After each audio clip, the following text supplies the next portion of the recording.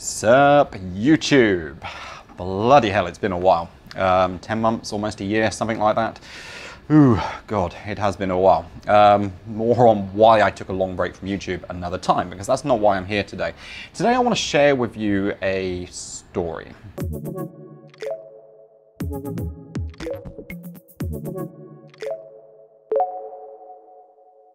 So in this video, I want to share with you a story, an experience that I had as a child. And honestly, it's not something that I've really talked about much at all with people, not outside of conversations with my therapist anyway. However, it's a story that I think, or rather I should say an experience that I think is important to talk about and something that is important to share, not least because there is a big takeaway for you guys learning English as a second language. A little bit of background. This is a conversation, a story that came up in yesterday's Extraordinary English Speakers members group coaching call. And it all started because one member was asking about the topic of nervous laughter. You know, when you do something stupid or embarrassing or something scares you, and for whatever reason you're so uncomfortable that you smile or you laugh. And it's not because you find it funny or it's humorous, it's more of a gut reaction to this kind of scary thing that's happening. And it's very, very common and it's quite normal. It can go wrong sometimes and cause misunderstandings and complications. And that's how this story came up. So we're going back about 30 years around about now to about the time when I was about 8 years old. And we, as in me and my family, lived in this little house in the Devonshire countryside, right out in the middle of nowhere. You know, we're talking fields, sheep, forest, farmland, everywhere. You get the idea.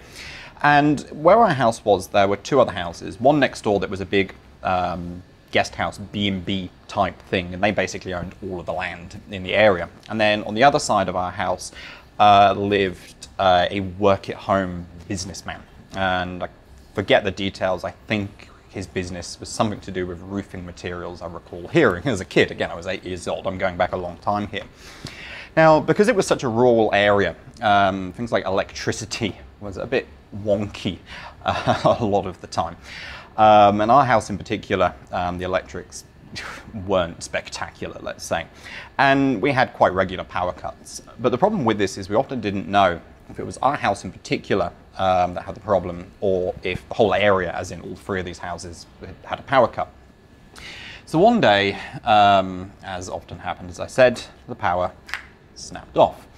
And my dad was like, oh, bloody hell, here we go again. And he sent me round to the next door neighbour, the work-at-home business guy, just to ask if their power had gone off or not, so we could find out if it was just us or if it was the whole area. So I went round there and I knocked on the door.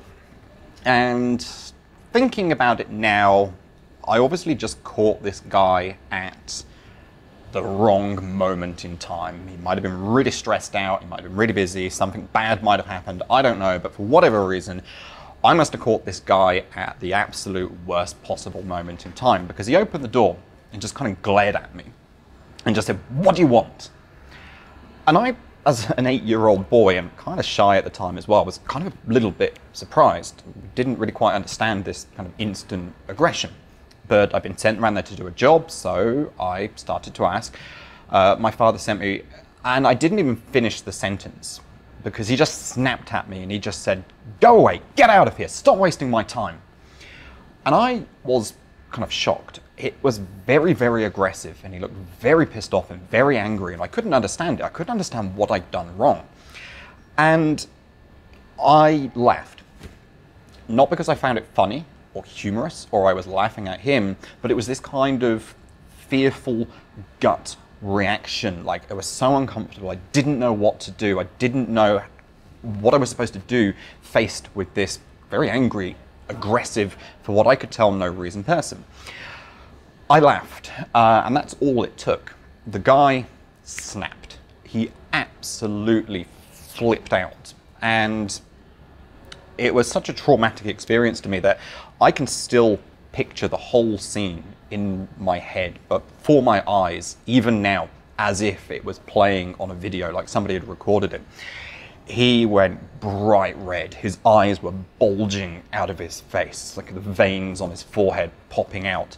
And he was screaming and shouting obscenities, and I was absolutely batshit terrified. Again, I was an 8-year-old boy, and here's this massive demon-possessed like man screaming and shouting at me, and I don't know why.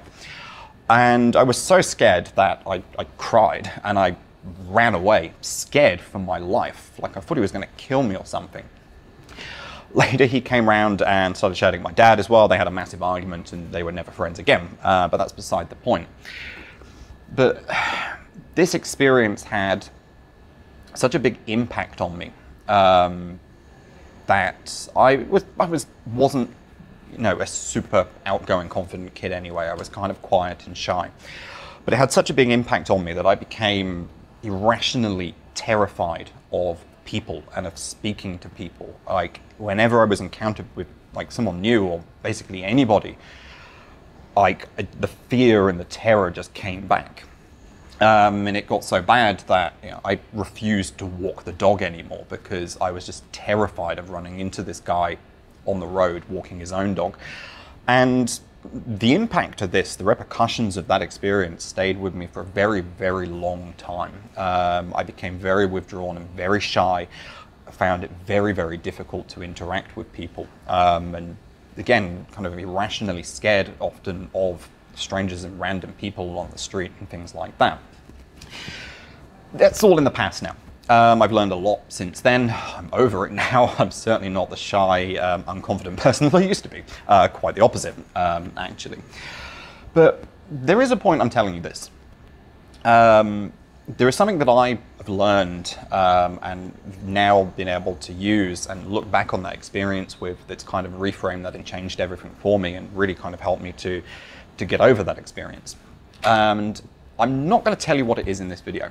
And the reason why is because there is a lot of relevance to this story to you guys learning and speaking and using English as a second language. And again, the point that I'm going to make, and what I'll do is I'll make another video tomorrow where I kind of go through kind of the psychology and kind of everything that, you know, I've learned about this and kind of teach you that and how that is important for you as an English as a second language learner.